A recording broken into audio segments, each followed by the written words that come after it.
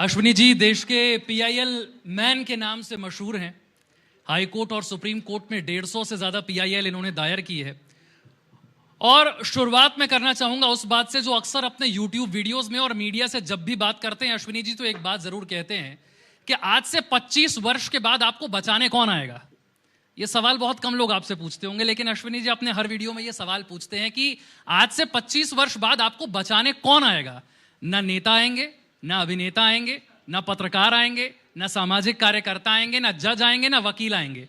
कानून अच्छे होंगे तो वो आज से 25 साल बाद भी आपको बचाएंगे।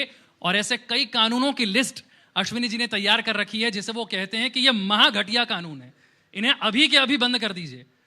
एक तरफ आप कहते हैं कि कई सारे कानून घटिया हैं और दूसरी तरफ मोदी जी कह रहे हैं कि गुलामी की हर निशानी हम खत्म कर रहे हैं। तो वो निशानियां खत्म हो रही हैं या घटिया कानून अभी बचे हुए हैं? और कौन से वो कानून हैं जो देश की तरक्की में रोड़ा बन रहे हैं? देखिए, सबसे पहले तो आपको धन्यवाद देता हूं, जनतंत्र परिवार को धन्यवाद देता हूं कि आज आपने मुझे बुलाया। मेरा यह मानना है कि भारत स्वतंत्र तो हो गया लेकिन भारत संप्रभु नहीं हुआ। There is difference between independence and sovereignty. Bharat स्वतंत्र है, अंग्रेज चले गए, अब जो सांसद है वो भी भारतीय है, विधायक है वो भी भारतीय है, मंत्री है वो भी भारतीय है, मुख्यमंत्री वो भी भारतीय है। लेकिन एक कड़वी सच्चाई ये है, गुलामी का नाम चल रहा है, गुलामी का निशान चल रहा है, गुलामी की कुरीतियां चल रही हैं, गुलामी की कुप्रथाएं चल रही हैं, गुलामी की पुलिस व्यवस्था है, गुलामी का टैक्स सिस्टम है, गुलामी की शिक्षा व्यवस्था है, गुलामी की न्यायिक व्यवस्था है, गुलामी की प्रशासनिक व्यवस्था है। तो कहने के नाम पे भारत में कानून का राज है और कानून अंग्रेजों का है, तो स्वाभाविक सी बात है इनडायरेक्टली राज भी अंग्रेजों का है। मेरा यह मानना है कि किसी बीमारी की चर्चा करने से बीमारी ठीक नहीं होती, उसके लिए दवाई देनी पड़ती है। ऐसे ही जो भ्रष्टाचार, अपराध, जो सामाजिक समस्या है, उसकी चर्चा करने से वो खत्म नहीं होता। अगर आप बुखार की चर्चा करेंगे, दवाई नहीं देंगे, तो बुखार 1 महीने बाद टाइफाइड हो जाएगा। ऐसे सामाजिक समस्याओं की चर्चा तो करेंगे, लेकिन उसके लिए अगर नियम कानून नहीं बनाएंगे तो वो विकराल होती चली जाएंगी, विकराल होती चली जाएंगी।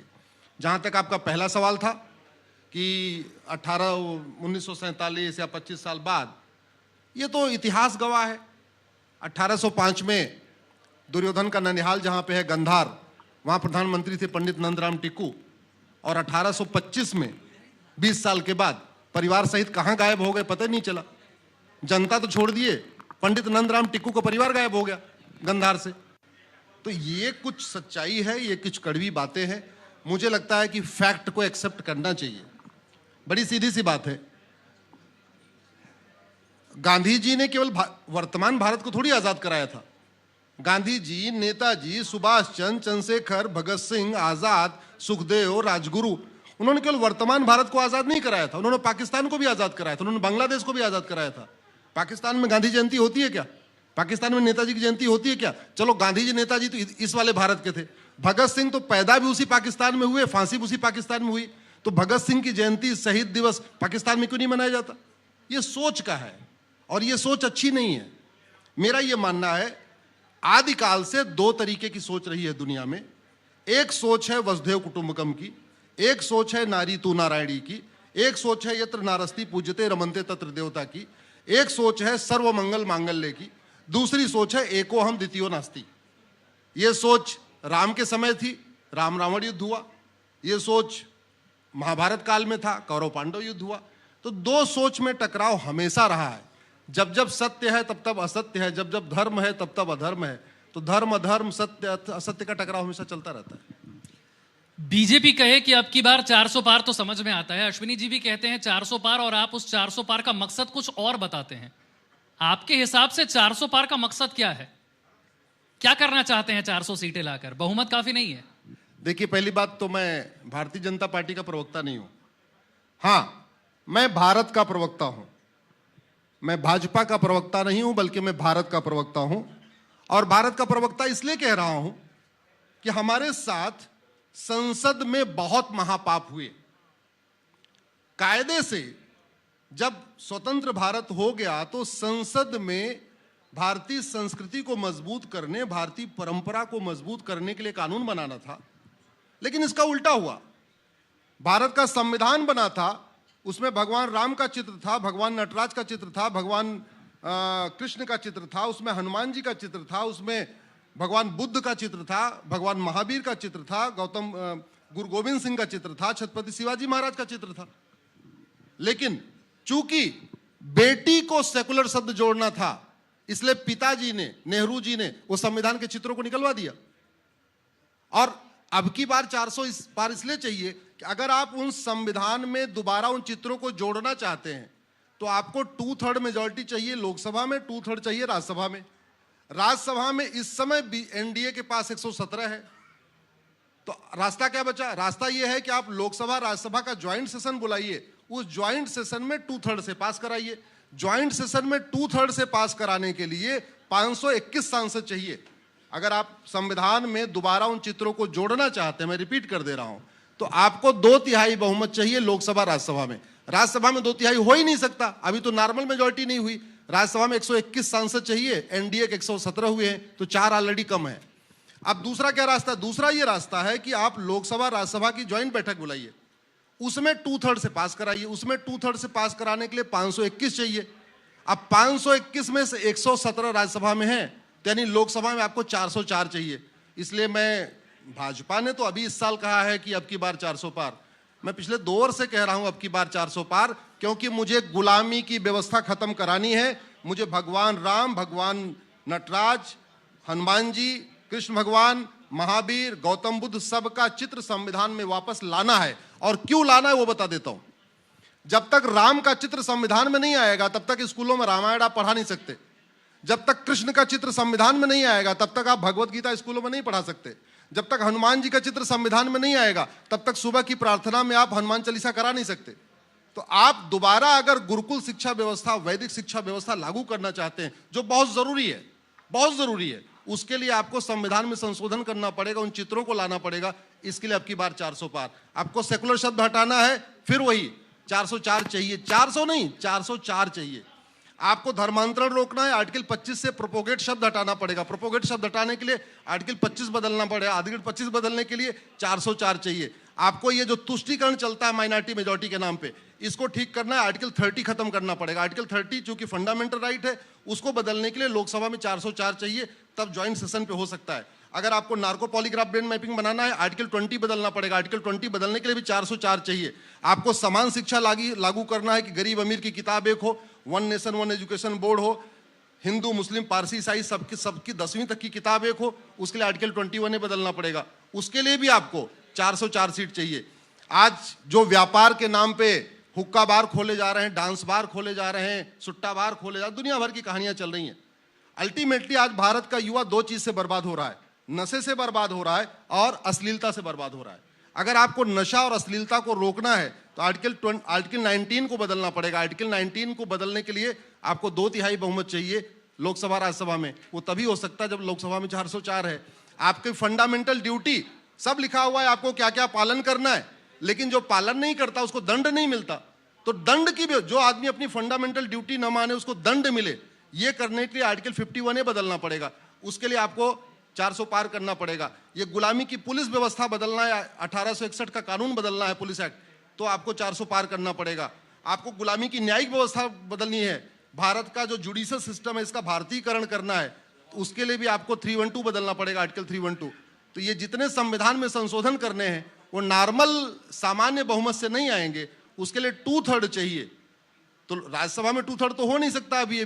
तो एक ही तरीका है कि लोकसभा में 404 आए, जिससे लोकसभा राज्यसभा दोनों मिला के 521 हो जाए। मैं अपने अगले प्रश्न पर बढ़ूं उससे पहले मैंने देखा है कि हमारी ऑडियंस जो है वो हमारी चर्चा में काफी दिलचस्पी ले रही है। तो अगले प्रश्न पर जाने से पहले जब भी आपको लगता है कि आपके मन में कोई प्रश्न है तो आप इस प्रश्न को पूछ सकते हैं। आप अपने प्रश्न को सोचे, तब तक मैं अगले प्रश्न की तरफ बढ़ता हूं। बस सवाल याद रखिएगा, मैं भाजपा का प्रवक्ता नहीं हूं, इसलिए बीजेपी वाले सवाल मत पूछिएगा। हाँ, भारत के लिए जो क्या होना चाहिए वो सवाल मैं उत्तर दे दूंगा। जी नमस्कार, मेरा नाम अजीत नाहर है और पेशे से मैं कंसल्टेंट हूँ, लीगल एंड बिजनेस। मेरा एक ही प्रश्न है, दुनिया का एक कंट्री यूएई है ना, जिसमें दुबई, शारजाह, अमेजन सब आते हैं, वहाँ कोई लॉ नहीं है, वहाँ कोई वकील नहीं होता है, फिर भी कानून का पालन होता है। इस देश में इतने कानून होने के बाद उन कानूनों का पालन नहीं होता है। क्या सिर्फ कानून बदल देने से चीजें बदल जाएंगी? क्या हम लोग बदल जाएंगे? क्या हमारा डीएनए बदल जाएगा जो इतने सदियों से मुगलों मैं ने समझ राज गया किया? आप सवाल तो क्या सिर्फ कानून को बना देने पर से क्या हम ये बदलाव आ जाएगा? मेरा ये प्रश्न है आपसे। जी, सबको पता है कि हेलमेट पहनना हमारे लिए लाभदायक है, फिर भी हेलमेट वाला कानून है। अगर उसी हेलमेट वाले कानून को और मजबूत कर लीजिए कि अगर हेलमेट नहीं पहना तो स्कूटी आपकी छीन ली जाएगी, बाइक छीन ली जाएगी, सब लोग हेलमेट पहन के घूम निकलेंगे। अगर आप कानून तो आज भी है मगर पहनता कौन है? आपने सवाल पूछ लिया ना भैया, अब ऐसे 1 to 1 नहीं होगा ना, सवाल पूछ लिया आपने। आप सबको पता सीट बेल्ट लगाना जरूरी है। आप कानून बनाइए कि जो सीट बेल्ट नहीं पहनेगा उसकी गाड़ी सीज कर दी जाएगी, उसको दोबारा मिलेगी नहीं। कल सब लोग सीट बेल्ट लगा के घूमेंगे। सठे साठ्यम समाचरित, ये भारत का सिद्धांत है। राम उत्तरकांड में लिखा हुआ है, सब नर करई परस्पर प्रीति, चलहि स्वधर्म निरसृत नीति। सब लोग परस्पर प्रीति करते हैं, और फिर आगे लिखा हुआ है प्रीति क्यों करते हैं? क्योंकि भय बिन होय न प्रीत। उसी रामचरितमानस में लिखा है भय बिन होय न प्रीत। विदुर जी ने लिखा है सठे साठ्यम समाचरित। आप इतिहास उठा के देख लीजिए, भारत में सारे देवी देवता पैदा हुए। राम की धरती भारत, कृष्ण की धरती भारत, गौतम बुद्ध की धरती भारत, महावीर की धरती भारत, गुरु गोविंद सिंह की धरती भारत, सारे शंकराचार्य यहां पैदा हुए। सबसे ज्यादा राम कथा भारत में होती है, सबसे ज्यादा भगवत कथा भारत में होती है, सबसे ज्यादा। और लेकिन अराजकता है, अशांति है, माओवाद है, नक्सलवाद है, जिहाद है, पत्थरबाजी है, मजहबी उन्माद है। क्यों? क्योंकि दंड कम मिलता है, और जो मिलता है वो 25 साल 50 साल के बाद लोगों को याद ही नहीं रहता कि अपराध भी किया था। दुबई में इसलिए शांति है, आज अगर आपने अपराध किया 1 महीने का दंड मिल जाएगा, और ऐसा दंड मिलेगा कि 100 किलोमीटर दूर तक पता चलेगा कि आपने अपराध कोई किया हुआ है। मैं उम्मीद करता हूं कि जवाब मिल गया होगा। अगला प्रश्न जी। जी, मैं अग्निवीर आपने सुना होगा, एमएल शर्मा जी जो फर्स्ट उन्होंने पीआईएल फाइल किया था, और अग्निवीर जो है पूरे देश में एक बहुत बड़ी जो राहुल गांधी से आवाज को उठा रहे हैं। हालांकि आप भाजपा के प्रवक्ता नहीं है, इसलिए मैं ये सवाल आपसे डायरेक्टली नहीं, मैं बिल्कुल मत पूछिए, भाजपा वाला नहीं। लेकिन जो लीगल तरीके से आप बताओ कि क्या ये कोर्ट में, जितना आप समझते हैं, मैं भी एडवोकेट हूँ, मैं भी प्रैक्टिस करता हूँ, तो क्या अग्निवीर, क्या देश के युवाओं के लिए ये कहीं ना कहीं उसके साथ हमने फंडामेंटल राइट, जो राइट टू वर्क जो है, कहीं ना कहीं उससे इन्फ्रिंज कर रहा है? मैं 2-3 चीजों का मुझे बिल्कुल जानकारी कम है। फाइनेंस के इश्यूज की मुझे जानकारी कम है, डिफेंस के इश्यूज की हमें जानकारी कम है, इसलिए मैं उसका जवाब देना ठीक नहीं समझता। जब जिसका मैं एक्सपर्ट नहीं, उसका जवाब कैसे दे दूं? अमिताभ जी, माइक आगे बढ़ाइएगा प्लीज। प्लीज। Thank you. मैं अमिताभ कुमार हूँ। संविधान संशोधन या नया संविधान जो भारतीय प्राचीन परंपराओं और नैतिकताओं और इन सब चीज़ों पर आधारित हो, क्योंकि हमें मालूम है कि ये सारा का सारा कुछ ये फिरंग अवधारणाओं से जो है उतारा हुआ है कॉपी। सवाल क्या था? संशोधन या नया संविधान जो हमारे अवधारणाओं पे आधारित हो, भारतीय प्राचीन पद्धतियों पे और सनातन तरीकों पे। नहीं, बड़ी सीधी सी बात है। 125 बार संविधान संशोधन हो चुका है, उसमें अगर 10-15 संशोधन कर दिया जाए तो अपना काम चल जाएगा। जो मैंने 10 संविधान संशोधन बताए हैं, अगर 10 हो जाते हैं तो ये पर्याप्त है। अल्टीमेटली शिक्षा का भारतीयकरण हो जाए, भारतीय चिकित्सा को प्रमोट किया जाए, नागरिक संहिता भारतीय संस्कृति के अनुरूप हो, दंड व्यवस्था भारत की संस्कृति के अनुरूप हो, पुलिस प्रशासनिक व्यवस्था भारत की संस्कृति के अनुरूप हो, न्यायिक व्यवस्था भारत की संस्कृति के अनुरूप हो, उसके लिए नया संविधान बनाने की जरूरत नहीं है। इसी संविधान में थोड़ा सा परिवर्तन करने की जरूरत है, 10-15। मेरा यह मानना है कि आपके पास 500 कमरे का मकान है, अब आपको 10 कमरा और चाहिए, तो बेटर है 10 कमरा उसी में और बना लो। अब 490 कमरे को पहले पूरा गिराओ और फिर 500 कमरा बनाओ, वो ठीक नहीं है। इससे अच्छा है 10 नए कमरे बना लो। एक सवाल मेरा है वकील साहब, छोटा सा सवाल ये है कि आपने बड़ा कंट्राडिक्टरी स्टेटमेंट दे दिया है एज ए लॉयर, और मैं उसको नोटिस कर रहा हूं। आपने एक चीज ये कहा है कि 400 पार, अर्थात ये बात तो भाजपा की मोदी सरकार कह रही है। मेरा आपसे ये पूछना है कि क्या आपकी मोदी सरकार में इस तरीके की कोई बातचीत हुई है, या उन्होंने कोई एश्योरेंस आपको दिया है कि 400 पार होने के बाद ये कर देंगे, ये आर्टिकल्स हम बदल देंगे? क्योंकि आप बड़ा कॉन्फिडेंस से 400 पार की बात कर रहे हो, जबकि इसी देश के अंदर कांग्रेस की सरकार अभी 400 पार से ऊपर रही है। मेरा सवाल इस बात का है कि आपके पास ये कॉन्फिडेंस कैसे है कि ये 400 पार होने के बाद ये सारी चीजें हो जाएंगी? बड़ी सीधी सी बात है। मंडे टू फ्राइडे में सुप्रीम कोर्ट रहता हूं, सैटरडे संडे पूरे देश में घूमता हूं। अब तक 750 जिलों में से 300 जिले कवर कर चुका हूं। 115 जिले तो मैंने 2023 में कवर किए हैं। जाता हूं, युवाओं से बात करता हूं, उनसे बातें करता हूं। हो क्या रहा है कि भारत में समस्याएं सब चर्चा करते हैं। इलेक्ट्रॉनिक मीडिया समस्याओं से भरा हुआ है, प्रिंट मीडिया समस्याओं से भरा हुआ है, संसद केवल समस्याओं पे चर्चा कर रही है, विधानसभा में केवल समस्या पे चर्चा हो रही है, कहीं समस्या की वाई एनालिसिस नहीं हो रही है।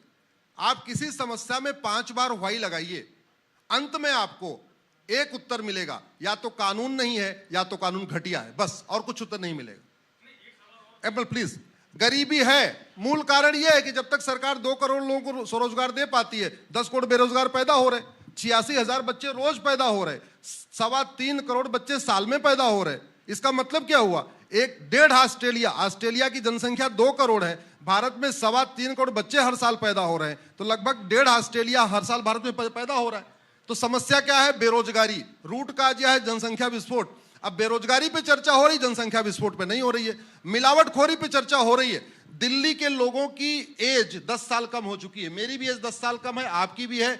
जो लोग दिल्ली के बैठे हुए हैं, यह रिसर्च आ चुका है कि हम लोगों के जीवन 10 साल कम हो चुका है। और वास्तव में आज की डेट में आपको दिल्ली में 85 से ऊपर कोई मिल नहीं रहा है। आप इंदौर चले जाइए, आपको 95 साल के लोग मिलेंगे, 100 साल के मिलेंगे। दिल्ली में 85 से ऊपर कोई नहीं। क्यों नहीं जा रहा है? हमारी हवा गंदी है, हमारा पानी गंदा है, हमारा दूध गंदा है, हमारी सब्जी में मिलावट है, हमारे फल में मिलावट है, हमारे घी में मिलावट है, हमारे मक्खन में मिलावट है। और मिलावटखोरी क्यों है? क्योंकि डिमांड ज्यादा है, सप्लाई कम है। और डिमांड क्यों ज्यादा है? जनसंख्या ज्यादा है, खेत कम है, पैदावार कम हो रही है। अब मिलावटखोरी पे चर्चा हो रही है, जनसंख्या विस्फोट पे चर्चा नहीं हो रही है। अरे भैया, जब तक जनसंख्या नियंत्रण नहीं करोगे, 2% जमीन हमारे पास दुनिया का, पानी हमारे पास 4%, जनसंख्या 20% हो चुकी है। कोई भगवान राम भी आ जाए तो भी यहां मिलावटखोरी नहीं रुकवा सकते। कोई आ जाए, रुकवा ही नहीं सकता यहां पे। क्यों? इतनी डिमांड है, सप्लाई कम है, खेत कम है, गाय भैंस कम है, दूध कम है, मिलावटखोरी होगी। माइक ले लीजिए, माइक ले लीजिए।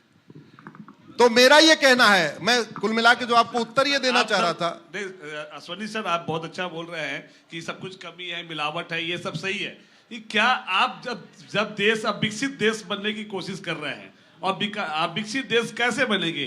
क्या इसी एक तर्क देकर कि बस हमारे पास जनसंख्या कम है, जनसंख्या को जान से तो मान नहीं सकते। कोरोना में तो ऐसी कम कर दिया आपने जनसंख्या, बट अब जितना बचा है, कम से कम दूसरे देश जो है वहां पे कैसे इतनी खाने में कभी भी मिलावट नहीं होती है। अब सवाल के बाद उत्तर सुनिए। उत्तर ही सुनूंगा। ऑस्ट्रेलिया की जनसंख्या मात्र 2 करोड़ है, जिसका क्षेत्रफल हमसे 3 गुना ज्यादा है। ध्यान से सुनिए।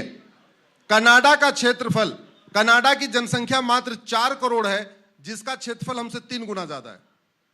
अमेरिका की जनसंख्या मात्र 33 करोड़ है, जिसका क्षेत्रफल हमसे 3 गुना ज्यादा है। रूस का जनसंख्या मात्र 15 करोड़ है, जिसका क्षेत्रफल हमसे 5 गुना ज्यादा है। चीन की जनसंख्या 144 करोड़ है, जिसका क्षेत्रफल हमसे 3 गुना ज्यादा है। और हम 2% जमीन, 4% पानी, 20% जनसंख्या लेके बैठे हुए। कुछ नहीं हो सकता, ये कड़वी बात है। हाँ, नेता मीठा झूठ बोले हम कुछ कर लेंगे, लेकिन मैं कह रहा हूं, और जहां तक जनसंख्या नियंत्रण है, बड़ी सीधी सी बात है। चीन हमसे 2 साल के बाद आजाद हुआ। हम अंग्रेजों के गुलाम थे, चीन जापान का गुलाम था।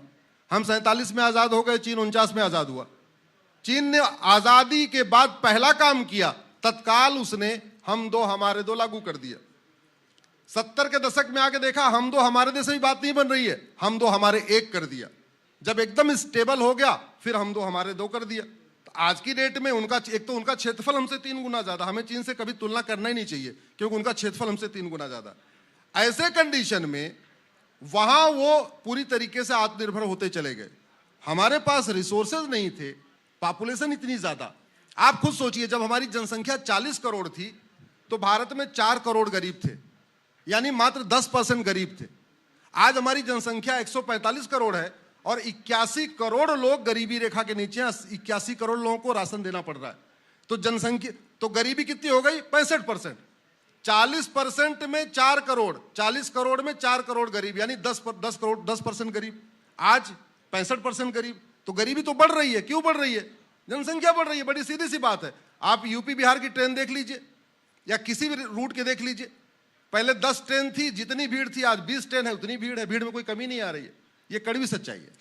क्या आपको लगता है कि इस सरकार में वो इच्छा शक्ति है कि जनसंख्या नियंत्रण कानून लेकर आ सकती है?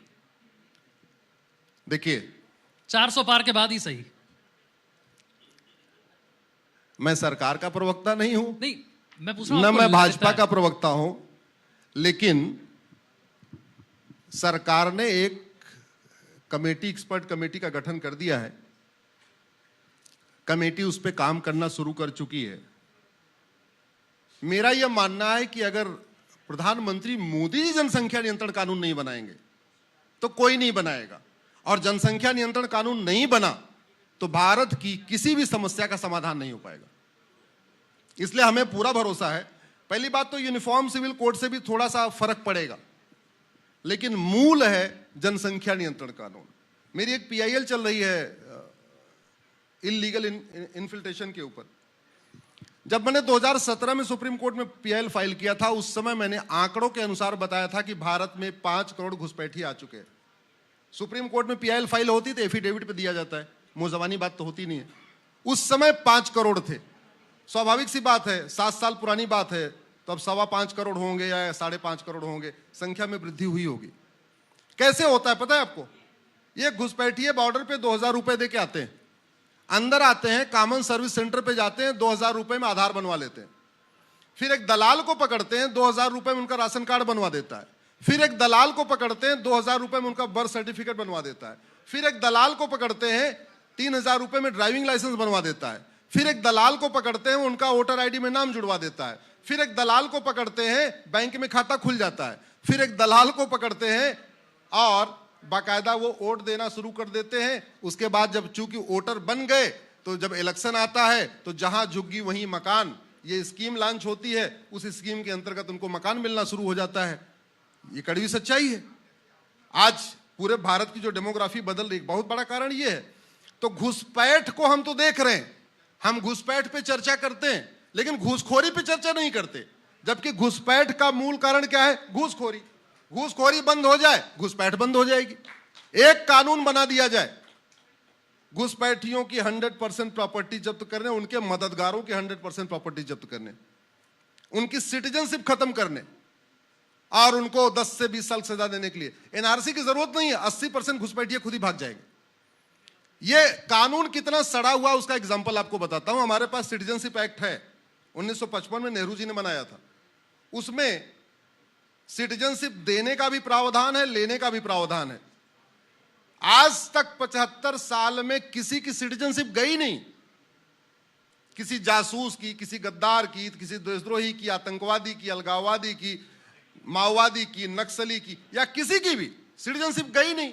अगर आपके पास कानून है फिर भी किसी की सिटीजनशिप नहीं जा रही है तो बड़ा सीधा सा मतलब, या तो डॉक्टर गड़बड़ है या दवाई गड़बड़ है। अगर बीमारी ठीक नहीं हो रही तो 2 ही कारण है, या तो डॉक्टर गड़बड़ या दवाई गड़बड़। बार बार एक्सीडेंट हो रहा है तो या तो ड्राइवर गड़बड़ या गाड़ी गड़बड़। बहनें बैठी हुई हैं, खाना ठीक से नहीं बन रहा है तो या तो खाना बनाना नहीं आता है तो तेल मसाला गड़बड़ है, और कुछ तो नहीं हो सकता ना। तो अगर भारत में नशा तस्करी है, सिंगापुर में क्यों नहीं है? सिंगापुर में एक व्यक्ति 900 ग्राम गांजा लेके घूम रहा था एक कॉलेज के पास। आप लोग गूगल करिएगा, डिटेल मिलेगा। मात्र 900 ग्राम गांजा एक कॉलेज के पास पाया गया, फांसी दे दिया उठा के। हमारे यहां 9-9 कुंटल गांजा मिलता है, 9-9 कुंटल चरस अफीम मिलती है।